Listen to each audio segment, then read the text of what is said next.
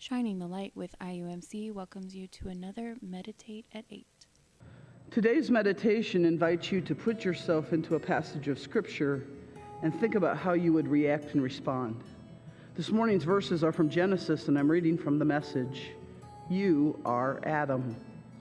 God spoke, "Let us make human beings in our image, make them reflecting our nature so they can be responsible for the fish in the sea, the birds in the air, the cattle, and yes, earth itself, and every animal that moves on the face of the earth." God created human beings. He created them godlike, reflecting God's nature. He created them male and female. God blessed them, prosper, reproduce, fill earth, take charge, be responsible for the fish in the sea and the birds in the air, for every living thing that moves on the face of the earth.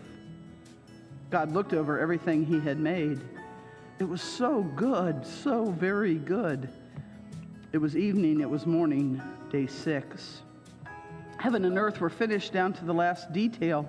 By the 7th day, God had finished his work. On the 7th day, he rested from all his work. God blessed the 7th day. He made it a holy day because on that day he rested from all the creating God had done.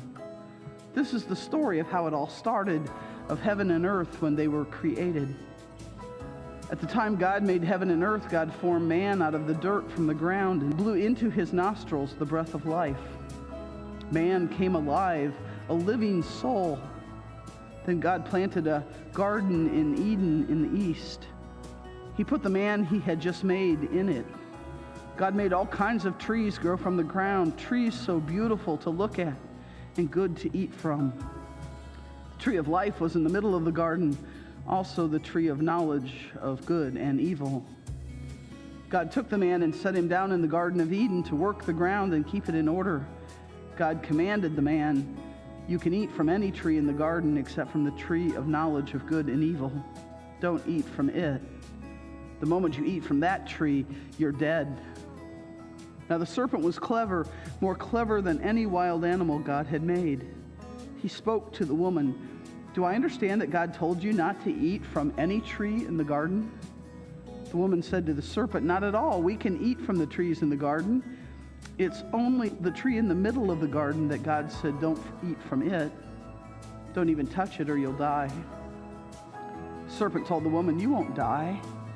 God knows that the moment you eat from that tree, you'll see what's really going on. You'll be just like God, knowing everything, ranging all the way from good to evil." When the woman saw that the tree looked like good eating and realized what she would get out of it, she'd know everything. She took and ate the fruit and then gave some to her husband, and he ate.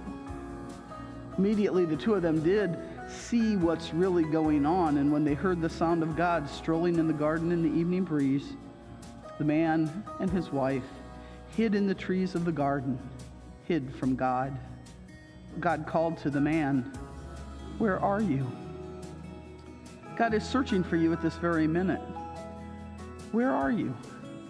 I don't mean physically. Where are you presently in your life? Where are you in your faith? If you're in a good place, share that with God. If you're struggling, share that as well.